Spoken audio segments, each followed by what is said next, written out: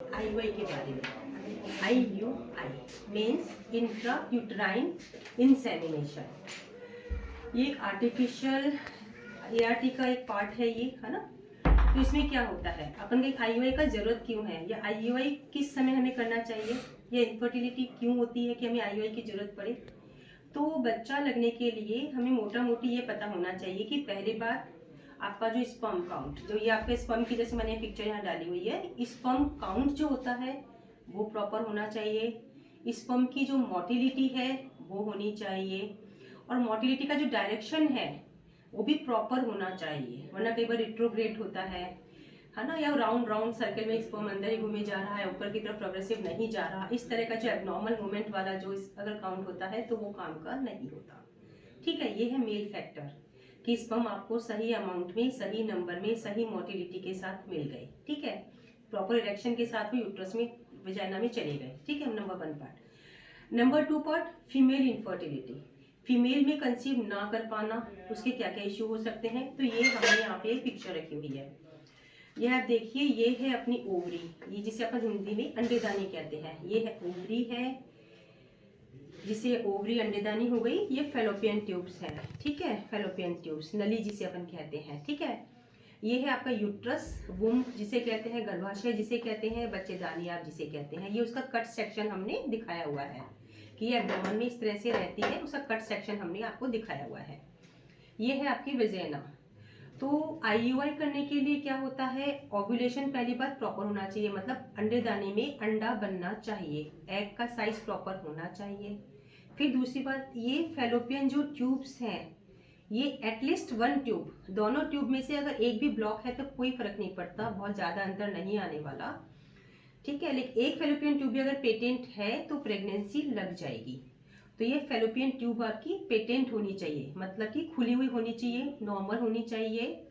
ठीक है, तुड़ी हुई मुड़ी हुई जैसे ट्यूबरक्लोसिस वाले पेशेंट्स में होती हैं वैसी सी नहीं होनी चाहिए, नॉर्मल हेल्दी फेलोपियन ट्यूब होगी। तो एग यहाँ से रिलीज होगा, इस ट्यूब के थ्रू यहाँ जाएगा, और इस एम्पुला में यहाँ पे फर्टिलाइजेशन होता है। फिर फर्टिलाइजेशन होने के बाद वो यहाँ आकर के यहाँ पे ट्रांसफर हो जाता है और यहाँ पे इम्प्लांट हो जाता है यूट्राइन कैविटी में। अब जो नॉर्मल प्रोसीजर होता है उसमें इंटरकोर्स में आपके यहाँ जो सीमन रहता है वो आपका इस लेवल पे सीमन आता है। ठीक है, अब हम जो बता रहे हैं आपको IUI, तो हम IUI में नया क्या कर रहे हैं, वही सीमन जो आपका यहाँ आ रहा है वो आप अंदर रखेंगे, आप ये सोच रहे हैं। नहीं friends, IUI is quite different. इसमें सबसे पहली बात, हम जो सीमन, जो हमें रॉ सीमन मिलता है, हम उसको पूरा प्रोसेस करते हैं। उस सीमन में कई तरह के न्यूट्रिएंट डाले जाते हैं, उसको मशीन में रोटेट किया जाता है अकॉर्डिंग टू द कितना अमाउंट है उसमें, इसका स्पर्म काउंट कितना है, मोटिलिटी कितनी है, उसके अकॉर्डिंग हम स्विम अप टेक्निक के थ्रू या पूरा उसको तैयार करते हैं, उसको प्रोग्रेसिव, उसकी फिर उसकी मोटिलिटी जब इम्प्रूव हो जाती है सैंपल का प्रोसेस करने के बाद। मतलब आप ये समझ लीजिए कि जैसे आपके पास एक सब्जी है जिसमें चने की सब्जी है, ठीक है, जिसमें 10 चने हैं और इतना सारा कटोरा भर के झोल है और 10 चने हैं। तो हमने एक तरह से क्या किया, सीमन प्रोसेसिंग जो हमने किया है उसमें वो 10 चनों में से अच्छे चने, जो 7-8 चने जो अच्छे थे, उनको हमने छांट के इतनी से उसमें कलेक्ट कर लिए, इतने से अमाउंट में हमने अच्छा सा वो सैंपल ले लिया। It is just like that कि उस तरह से हमने उसको प्रिपेयर कर लिया। तो अब वो जो प्रोसेस सीमन जो है हमारे पास में, वो जैसा कि हमें नॉर्मली इस तरह की वायल्स में पूरा प्रोसेस करके ये सैंपल हमारे पास में आता है। ठीक है, फिर ये होता है अपना IUI कैथेटर। ये देखिए, ये है अपना IUI कैथेटर। इसको मैंने खोला है तो ये इस तरह से होता है। ये हमारा IUI कैथेटर है, ये सिरिंज के पीछे अटैच्ड है। तो ये जो सैंपल रहता है, हम उस सैंपल को इससे ले लेते हैं, इसमें ट्यूब को हम खोलते हैं, इसके अंदर डालेंगे और इसमें हम सैंपल को यूं कहीं पूरा ले लेते हैं। फिर स्पैकुलम की मदद से हम इस सैंपल को, ये देख, इस सैंपल को हम सीधे कैविटी के अंदर, इसको इस कैविटी के अंदर यहाँ पर हम सैंपल को छोड़ देते हैं लाइक दिस। तो फ्रेंड्स, ये प्रोसीजर पहली बात पेनफुल नहीं होता, इसमें कोई दर्द नहीं होता, इसमें कोई आपको फास्टिंग की जरूरत नहीं होती, कोई आपको डरने की जरूरत नहीं होती। ये OPD प्रोसीजर है पूरा। ठीक है, अब इसको कराने के फायदे क्या है ना, जो सीमन यहाँ रहना था वो यहाँ रहा, नंबर 1। पहली बात प्रोसेस सीमन हमने काम में लिया, क्योंकि रॉ सीमन कभी भी कैविटी में नहीं रख सकते। यदि हम उसे सपोज वैसे कोई रख ही नहीं सकता, एनीबडी हु इज डूइंग वो ऐसा कर ही नहीं सकता, क्योंकि उसे तुरंत ही क्रैम्प्स आने लग जाएंगे। ठीक है, यूट्राइन क्रैम्प्स आने लगेंगे, क्योंकि जो सीमन में जो प्लाज्मा होता है और वो सारे रिएक्शन करेंगे तो तुरंत यूट्राइन क्रैम्प्स वगैरह स्टार्ट हो जाएंगे। तो ऑलवेज प्रोसेस सीमन जो होता है, सीमन को अच्छे से पूरा मशीन में प्रोसेस किया जाता है, उसको तैयार किया जाता है, उसको फिर हम उसे रखते हैं। तो नंबर 1 आपका जो वजाइनल फैक्टर है कि कहीं किसी के अंदर जैसे वेजिनाइटिस हो रखी है, वजनिस्मस होता है कि वो अलाउ नहीं करते हैं इंटरकोर्स को जो पेशेंट, तो उनके लिए एक तो बेनिफिशियल रहता है कि पतले से कैथेटर से आपने पूरा इंसाइड रख दिया, नंबर 1। नंबर 2, किसी को इरेक्शन में प्रॉब्लम होता है जेंट्स को, या किसी पर्टिकुलर टाइम में वो नहीं कर पा रहे हैं, ओव्यूलेशन का टाइम जा रहा है, तो उस समय ये बेनिफिशियल रहता है। तीसरा फैक्टर आपके जो सर्वाइकल फैक्टर है, ये जो आप देख रहे हैं ये आपकी है सर्विक्स, ये जो है ये सर्विक्स है, ये वेजाइना है, ये सर्विक्स है। तो यहाँ पर होते हैं एंटी स्पर्म एंटीबॉडी। तो जो एंटी स्पर्म एंटीबॉडी होते हैं वो यहाँ जो आप नॉर्मल जो सीमन यहाँ रहा वो उसमें से स्पर्म्स को, जो ये स्पर्म्स हैं, इन स्पर्म्स को ऊपर नहीं जाने देते। ठीक है, एंटी स्पर्म एंटीबॉडी आप समझ सकते हो ना। एंटीबॉडी का क्या काम होता है कि उसे ब्लॉक करेगा, जैसे ही ये स्पर्म ऊपर जाने लगेगा उसे ब्लॉक कर देगा, वो वहीं का भी रोक देगा सबको।